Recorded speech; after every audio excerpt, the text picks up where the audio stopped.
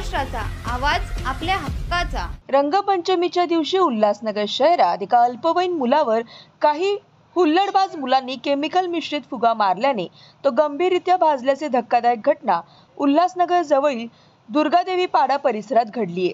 प्रणव एकनाथ चोळीकर हा 13 वर्षीय मुलगा घराजवळ रंगपंचमी साजरी करत होता।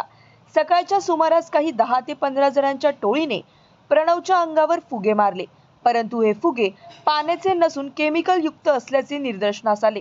यामध्ये प्रणवच्या मांडीलाच गंभीर दुखापत झाली आहे। दरम्यान प्रणवने घातलेली जीन्स पॅन्ट देखील यामध्ये फाटून गेली आहे।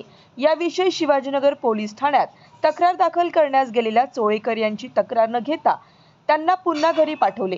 पोलिसांनी सखोल तपास करून या घटनेची चौकशी व्हावी अशी मागणी चोळेकर कुटुंबीय करतायत। माझा मुलगा धुलीवंदनच्या दिवशी माझ्या घराच्या समोर सकाळी 7-7:30 वाजता खेळत होता, म्हणजे सकाळपासून।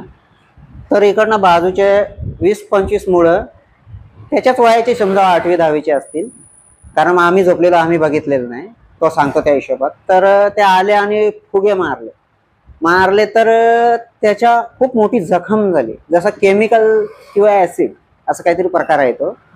तर जखम झाली तर आम्हाला वाटलं कलर आहे। आम्ही संध्याकाळपर्यंत बघितलं, त्याच्यानंतर आम्हाला असं वाटलं का बाबा हाच कलर नाही, हा केमिकल आहे।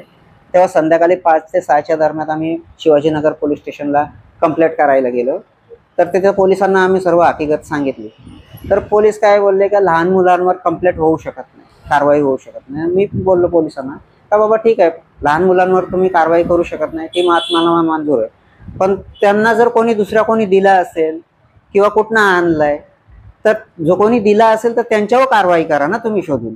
तुम्ही या तिथं 2-3 मुलांना माझा मुलगा ओळखतो त्याच्यातून, त्यांना विचारा अजून कोण कोण मुलं होती, सर्वांनी गोळा करा आणि त्यांना विचारा का बाबा कोणी मारलाय नेमका आणि ते कुठनं आणलाय। जर कोणी दिला असेल तर त्यांच्यावर कारवाई करा, किंवा कोणी जर असा उघड्यावर फेकून दिला असेल तर तो कसा काय फेकून देऊ शकतात ते लोक, त्याचा विल्हेवाट लावायला सांगा ना।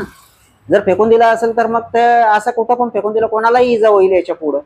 म्हणून त्यांना पोलिसांना सांगितलं का तुम्ही या आणि चौकशी करा, आणि जर दुसरा कोणी दिला असेल तर त्यांच्यावर कारवाई करा। आणि दुसरी गोष्ट, माझ्या मुलाच्या आता ते होळी खेळले असतील तर दुसऱ्या कोणाला पण इजा झाली पाहिजे होती, ते माझ्या मुलाच्या एकट्याच कशी काय इजा झाली?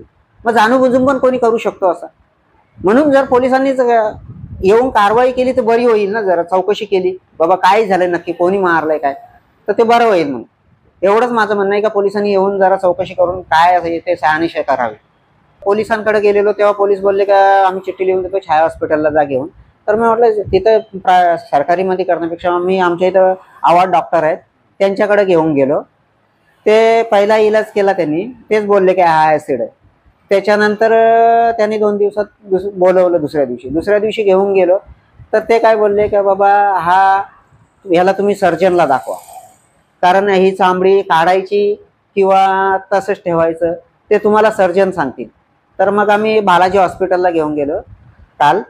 तर बालाजी हॉस्पिटलच्या नितीन जोशी डॉक्टरांना दाखवलं, तर ते काय बोलले की आपण सोमवारपर्यंत बघू, सोमवारपर्यंत जर आपल्याला वाटलं तर ठेवू, नाहीतर मग ती चामडी ऑपरेशन करून काढावी लागेल।